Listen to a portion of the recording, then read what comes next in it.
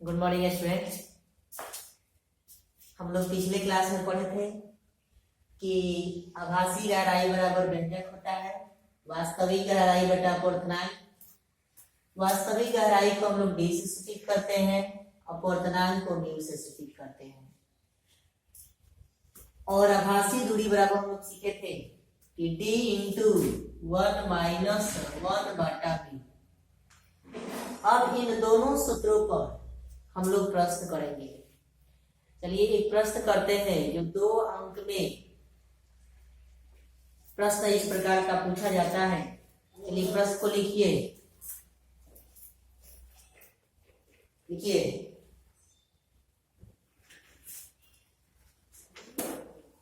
एक गिलास को 10 सेंटीमीटर की ऊंचाई तक पानी से भरा जाता है। इस गिलास के पेंदे में स्थित किसी वस्तु की गहराई सूक्ष्मदर्शी द्वारा नापने पर 8.2 सेंटीमीटर प्राप्त होती है। पानी के अपवर्तनांक की गणना कीजिए। पानी के अपवर्तनांक की गणना कीजिए। लिखिए, यदि गिलास में उसी ऊंचाई तक पानी के स्थान पर 1.7 अपवर्तनांक वाला द्रव भर दिया जाए तो वस्तु को पुनः फोकसित करने के लिए सूक्ष्मदर्शी को कितना विस्थापित करना पड़ेगा? कितना विस्थापित करना पड़ेगा? चलिए आइए इस क्वेश्चन को समझते हैं कि क्वेश्चन क्या कहता है। ध्यान दीजिए, फिगर से समझते हैं इस प्रश्न को। कहता है कि एक गिलास है जिसमें 10 सेंटीमीटर की गहराई तक पानी को भरा गया है। ध्यान दीजिए, मान लीजिए कि ये गिलास है।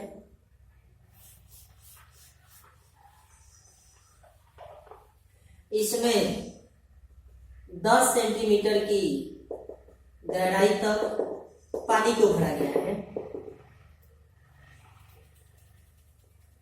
और इसके पेंदी में इस वस्तु को स्थित किया गया है। और जब एक सूक्ष्मदर्शी की सहायता से देखा जाता है तो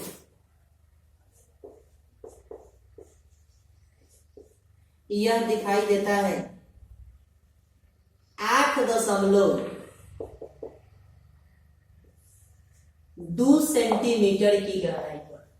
तो कहता है कि बताइए इस पानी का अपवर्तनांक कितना होगा? इस पानी का अपवर्तनांक कितना होगा? दूसरा कंडीशन में कह रहा है यही गिलास है और पानी के जगह पर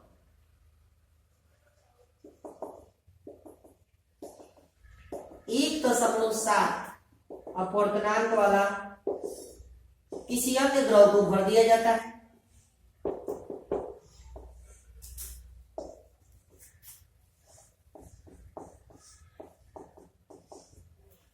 तो इस वस्तु के प्रतिबिंब को देखने के लिए सूक्ष्मदर्शी को कितना विस्थापित करना पड़ेगा, यही क्वेश्चन कर रहा है।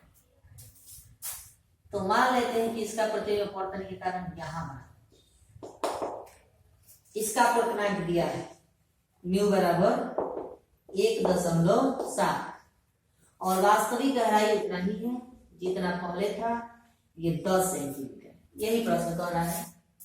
प्रश्न को फिर से समझिए। प्रश्न क्या कर रहा है कि एक गिलास है जिसमें 10 सेंटीमीटर की गहराई पर तक पानी को भरा गया है और इसके पेंदी में एक वस्तु को रखा गया है जिसको एक सूक्ष्मदर्शी से देखने पर 8.2 सेंटीमीटर गहराई पर दिखाई दे रहा है, तब इस स्थिति में इस पानी का क्वथनांक बताइए। पुनः दूसरी स्थिति में कह रहा है कि ग्लास वही है, उतना ही ऊंचाई तक एक अन्य द्रव को भरा गया है,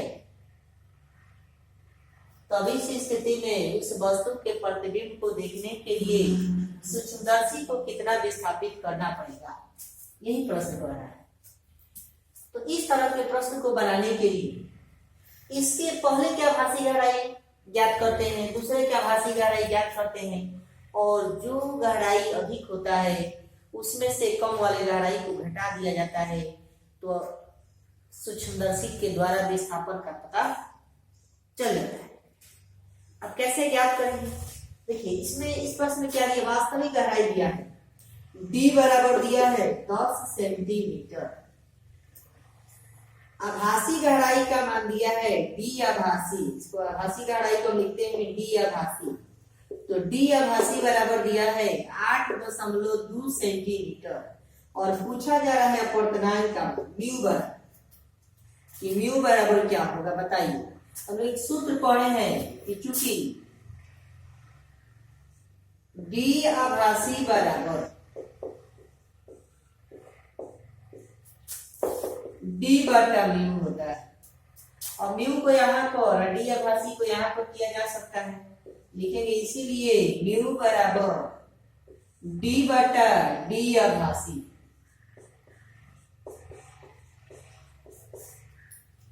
यहां से देखिए तो लिखेंगे इसीलिए म्यू बराबर d वास्तविक का मान है 10 सेंटीमीटर, आभासी का मान है 8.2 सेंटीमीटर, यहां से लिखेंगे 10 बटा 8.2। अब इसको हल करने का तरीका क्या है कि पहले इसको भिन्न में बदलेंगे, तो लिखेंगे म्यू बराबर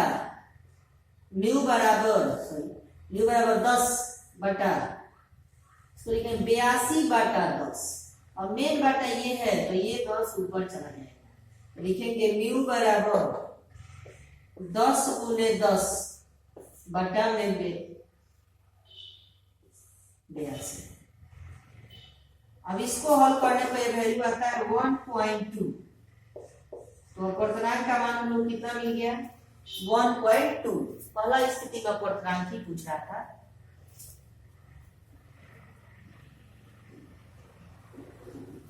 देखिए इसको,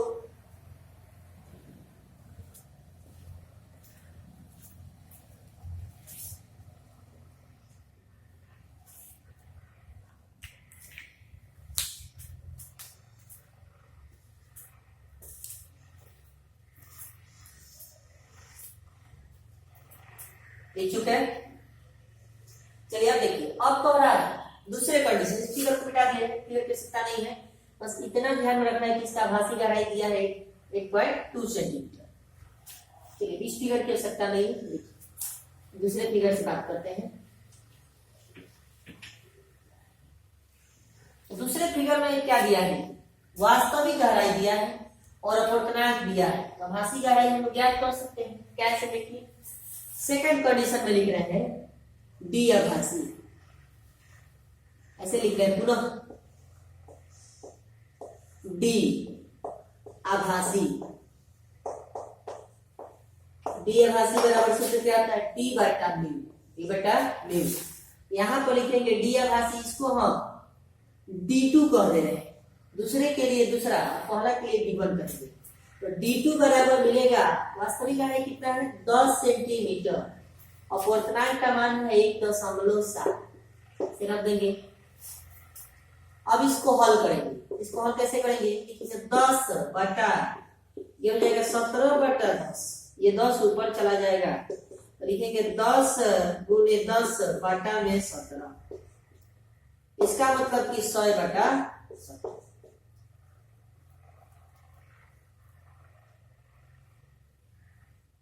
अब इसको हल करें, कितना बार में कटेगा, देखिए कितना बार में कटेगा, 17 पचे 85, 5 बार में 15 बचेगा, तो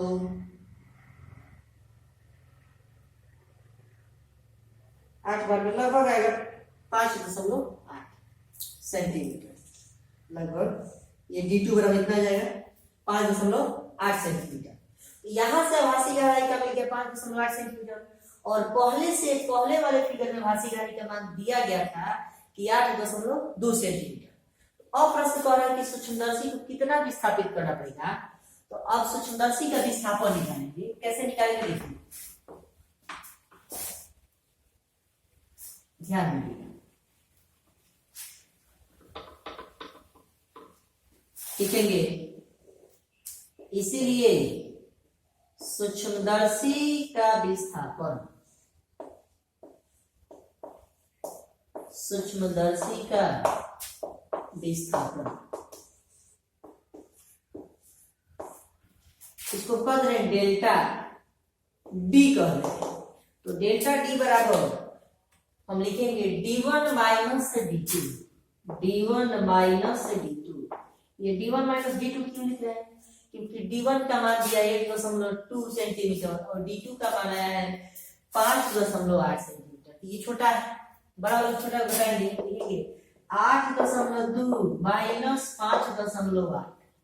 अब इसको घटाना है, घटाएंगे कितना जाएगा? ये हो जाएगा 12 में से 8 जाएगा 4 ये हो जाएगा 7 में से 5 जाएगा तो 2 हो जाएगा। तो सूक्ष्मदर्शी का विस्थापन हो जाएगा 4.2 सेंटीमीटर। समझ में आया? चलिए नोट कीजिए। इस तरह के प्रश्न को ऐसे बनाया जाता है, ध्यान में।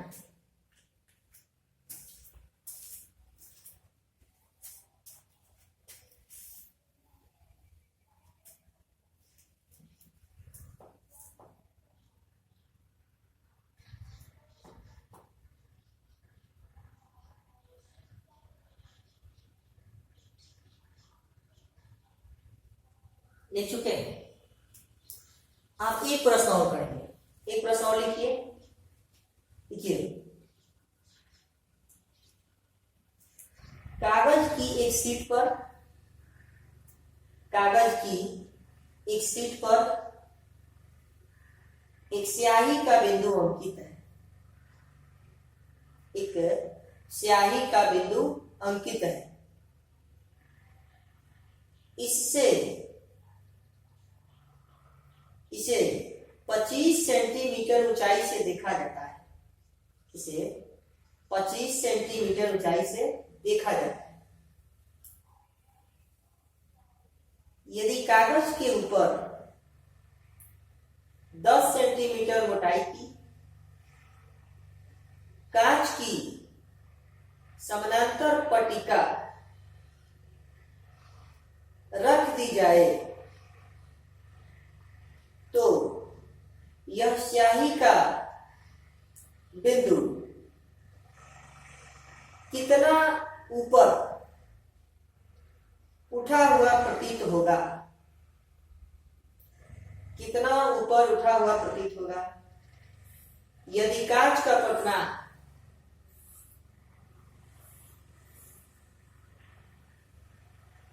1.5, यदि कांच का पटनांक 1.5।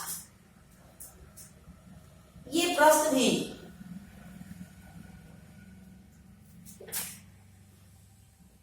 सघन माध्यम में स्थित वस्तु को विरल माध्यम से देखने पर ही। इसमें क्या दिया गया है? इसमें सबसे पहले तो दिया गया है कांच की मोटाई। कांच की जो मोटाई है वो 10 सेंटीमीटर। इसका मतलब कि वास्तविक गहराई का मान है 10 सेंटीमीटर और कांच का पटनांक दिया गया 1.5 और पूछा जा रहा है कि कितना ऊपर उठा हुआ प्रतीत होगा। इसका मतलब कि आभासी दूरी का मान पूछा जाए। कैसे ज्ञात करेंगे? देखिए दिया गया, सबसे पहले लिखेंगे हम लोग गिवन। क्या दिया गया हमारे पास? तो दिया गया है d बराबर 10 सेंटीमीटर और अपवर्तनांक बराबर 1.5। पूछा जा रहा है आभासी दूरी। तो आभासी दूरी का हम लोग व्यंजक जानते हैं। आभासी दूरी बराबर होता है d इंटू 1-1/μ। लिखेंगे आभासी दूरी बराबर d का मान है 10 इंटू 1-1/μ के जगह पर 1.5। अब इसको हल करेंगे। देखिए 10 इंटू 1-1/15/10 हो जाएगा। ये 10 ऊपर चल जाएगा, हो जाएगा आभासी दूरी बराबर 10 इंटू 1-10/15। ये देखिए 5 से कट जाएगा, 5 दूना 10, 5 3 15 होगा 10 इंटू 1-2/3। अब इसका बटा का जोड़ कीजिए, लॉसम होगा 1 और 3 का लॉसम होगा 3, तो 10 इंटू लिखेंगे लॉसम होगा 3, ये 3 बार में कटेगा तो 3 एकम 3 माइनस ये 2 बार में कटेगा तो 2 एकम 2, ये होगा 3 में से 2 जाएगा तो 1 हो जाएगा। लिखेंगे 10 इंटू 1/3। इसका मतलब इसको हल करेंगे तो ये कटेगा 3 3 का 9, एक बचेगा फिर दशमलव देंगे फिर 3 3 का 9, 3.33 अप्रोक्सीमेटली है, लगभग में इतना सेंटीमीटर ऊपर उठा हुआ प्रतीत होगा। चलिए इसको लिखिए।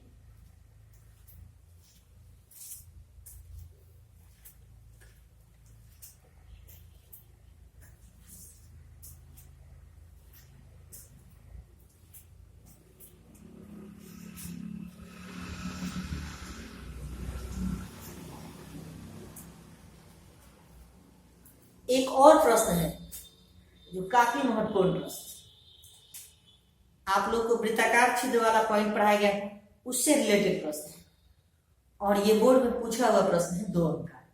इसको भी हम लोग करेंगे। लिखिए इस प्रश्न को, लिखिए एक मछली पानी के अंदर पृष्ठ से √7 सेंटीमीटर गहराई पर तैर रही है।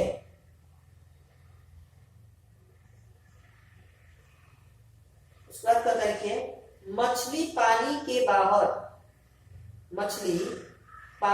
बाहर केवल एक वृत्ताकार भाग से ही देख सकती है।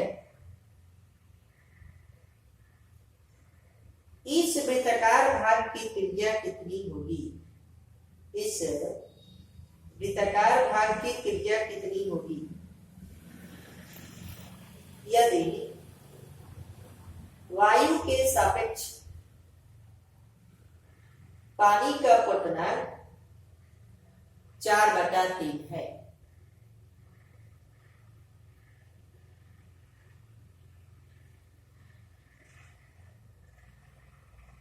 किरण आरेख के द्वारा दर्शाए। चलिए प्रश्न क्या कह रहा है ये समझा जाए। प्रश्न कह रहा है कि एक मछली है जो √7 सेंटीमीटर की गहराई पर तैर रही है और जब पानी के ऊपरी सतह को देखती है तो उसे एक वृत्ताकार छिद्र दिखाई पड़ता है। तो कहता है कि उस वृत्त की त्रिज्या ज्ञात कीजिए यदि पानी का क्वथनांक 4/3 है और चित्र भी बनाएंगे। देखिए कैसे फिगर बनाएंगे, समझिएगा।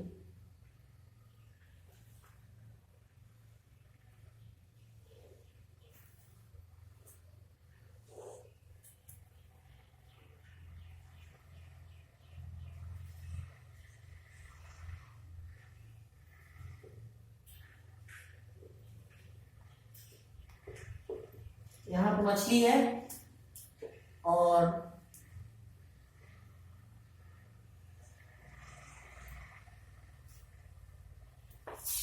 ये √7 सेंटीमीटर की गहराई पर तैर रही है नीचे और जब ये ऊपरी सतह को देखती है तो इससे एक वृत्ताकार छिद्र दिखाई पड़ता है। तो कहता है प्रश्न कि उस वृत्त की त्रिज्या ज्ञात कीजिए। मान लेते हैं इस वृत्त की त्रिज्या कितना है, r, और ये जल जल में तैर रही है, जल का क्वथनांक दिया गया है,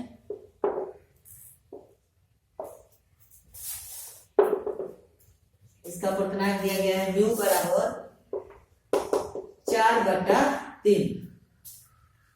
ये इसका चित्र हो गया। अब त्रिज्या का व्यंजक आप लोग को पढ़ाया गया था, क्या पढ़ाया गया था? देखिए कि वृत्त की त्रिज्या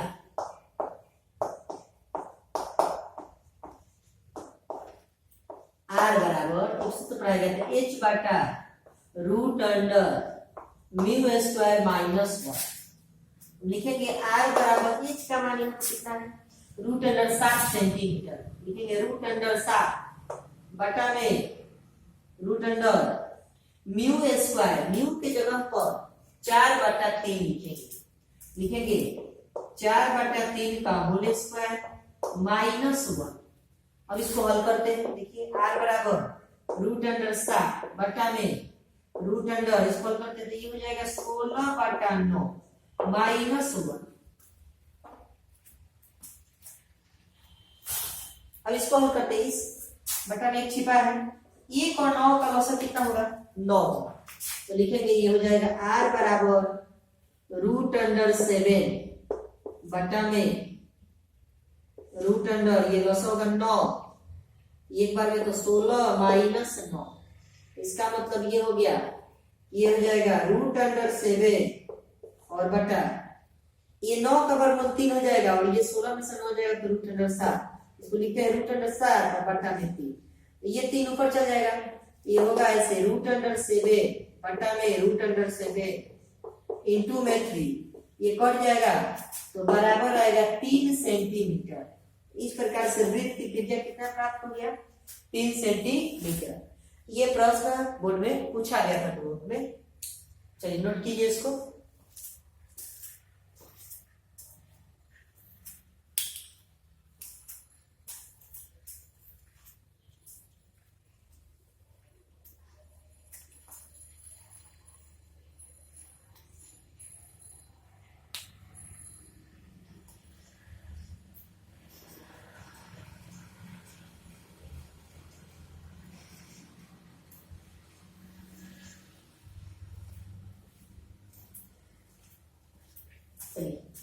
नोट कर चुके हैं। चलिए अब हम लोग अगला टॉपिक पढ़ेंगे। जैसे कोई वस्तु है जिसको विरल माध्यम में रखा जाए और सघन माध्यम से उसको कोई प्रेक्षक देख रहा है, तब उस स्थिति में वह वस्तु दूर दिखाई देगा कि नजदीक दिखाई देगा, इसके बारे में हम जानेंगे। और इस स्थिति में आभासी गहराई तथा आभासी दूरी का व्यंजक क्या है, इसका आप लोग हेडिंग देंगे कि विरल माध्यम में स्थित वस्तु को हम हेडिंग लिख दे रहे हैं, विरल माध्यम में स्थित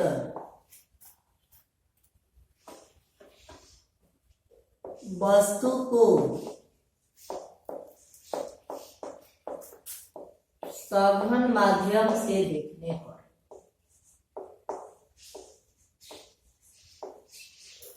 सघन माध्यम से देखने पर, इसको इंग्लिश में लिखेंगे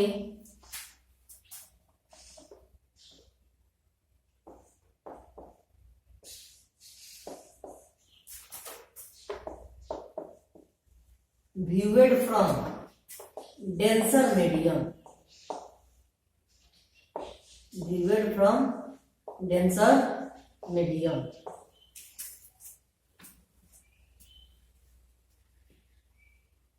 चलिए ध्यान दिया जाए। आइए फिगर से समझते हैं इसको पहले।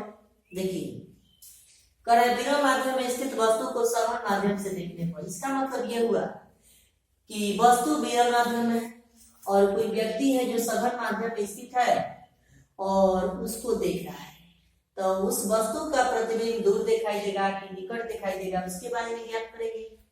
देखिए ध्यान दीजिए,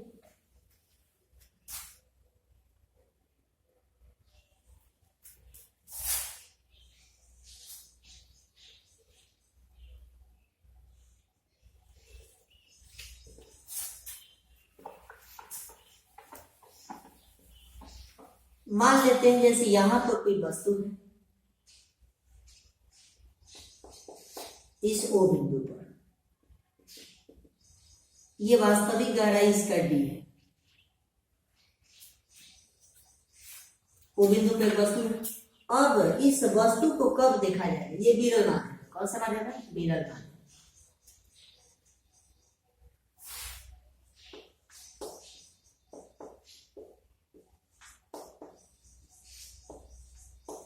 और ये वाला सघन माध्यम।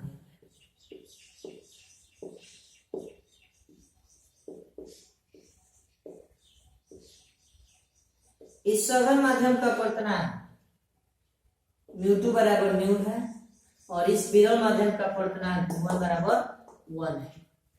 अब ध्यान दिया, देखिए वस्तु विरल माध्यम में है और कोई व्यक्ति इस वस्तु को देखेगा, वस्तु के प्रतिबिंब को, वो सघन माध्यम है।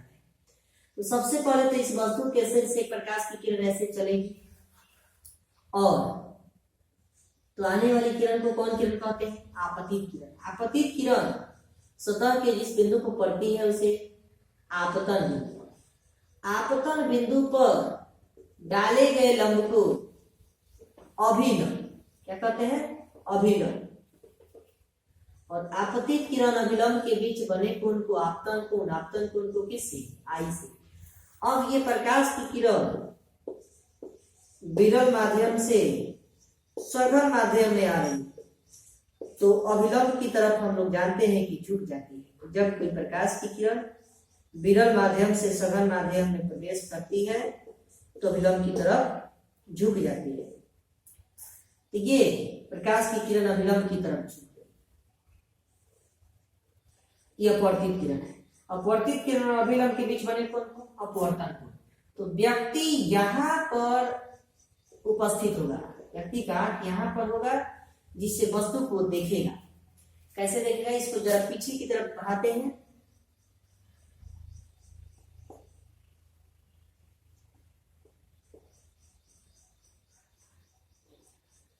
इसका मतलब कि वस्तु का प्रतिबिंब यहां बनेगा,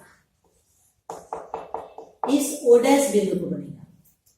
तो ऑब्वियस है कि चित्र में भी दिखाई दे रहा है कि अपवर्तन के कारण वस्तु का प्रतिबिंब ऊपर की तरफ शिफ्ट कर गया। इसका मतलब कि वस्तु जिस गहराई पे था, वास्तविक गहराई पे, वहां पर दिखाई न देकर वस्तु कुछ ऊपर उठा हुआ प्रतीत होगा। इसका मतलब कि दूर दिखाई देगा। कहां दिखाई देगा? दूर दिखाई देगा। एक बात तो स्पष्ट हो जाता है कि जब विरल माध्यम में कोई वस्तु स्थित होता है और उसको सघन माध्यम से हम देखते हैं तो वह वस्तु दूर दिखाई देता है, नजदीक दिखाई नहीं देता है। इस स्थिति में आभासी गहराई और आभासी दूरी का व्यंजक प्राप्त करना है। जरा इसका नाम दे रहे, सतह का नाम दे रहे, ये ए है, ये बी है, ये सी है और ये डी है। अब इस चित्र में थोड़ा समझना है। चित्र में समझना क्या है कि ये अपवर्तित किरण है, ये अभिलंब है, इसके बीच बने कोण को अपवर्तन कोण कहते हैं। अपवर्तन कोण को आर से सूचित किया जाता है। अब इस अपवर्तित किरण को, ये अपवर्तित किरण इसको पीछे की तरफ बढ़ाया गया है और ये अभिलंब है, अभिलंब है। तो अपवर्तित किरण और अभिलंब के बीच बने कोण को अपवर्तन कोण कहेंगे। अपवर्तन कोण ये सीधा विमुख कोण आपस में क्या हो जाएगा? समान हो जाएगा। अब जरा इस चित्र में बात करते हैं। अगर इसको एक सरल रेखा कर दे, इसको एक सरल रेखा कर दे, ये दोनों सरल रेखा एक दूसरे के समानांतर है और ये तिर्यक रेखा काट कर रहा है, तो ये एकांतर अंतःकोण आपस में क्या होगा? बराबर होगा। तो ये कोण आई है बड़ा वाला, ये भी कोण कितना होगा? आई। अब जरा इस सरल रेखा की बात करें, ये सरल रेखा और इस सरल रेखा दूसरे के समानांतर है और ये तिर्यक रेखा काट कर रहा है, तो ये एकांत और अंतःकोण आपस में क्या हो जाएगा, बराबर। तो ये कोण आर है, ये भी कोण कितना हो जाएगा, आर। इसका नाम दे रहे हैं, इस बिंदु का नाम दे रहे हैं पी है, और इस बिंदु का नाम दे रहे हैं क्यू है। फिगर को बनाइए अच्छे ढंग से, फिर आगे बताते हैं।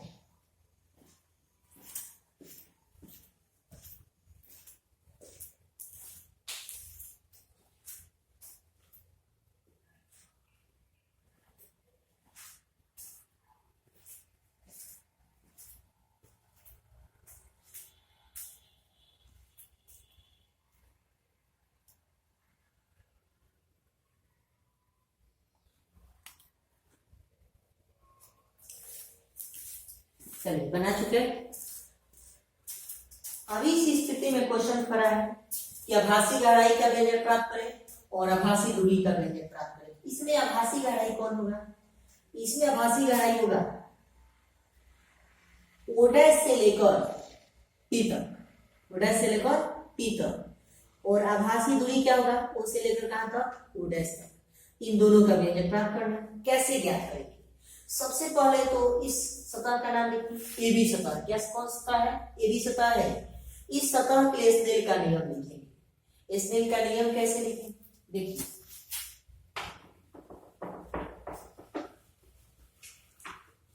लिखेंगे ए बी सतह के लिए स्नेल का नियम।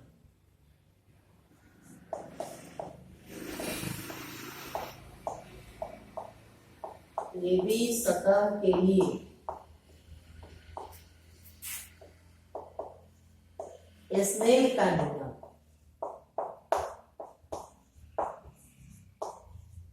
कैसे लिखते हैं, सबसे पहले देखते हैं कि प्रकाश किरण किस माध्यम से चली है। तो इस चित्र में प्रकाश की किरण विरल माध्यम से चली है, इसका अपवर्तनांक लिखते हैं गुणे आपतन कोण की ज्या लिखते हैं। फिर जिस माध्यम में गई होती है उसका अपवर्तनांक लिखते हैं गुणे अपवर्तन कोण की ज्या लिखते हैं।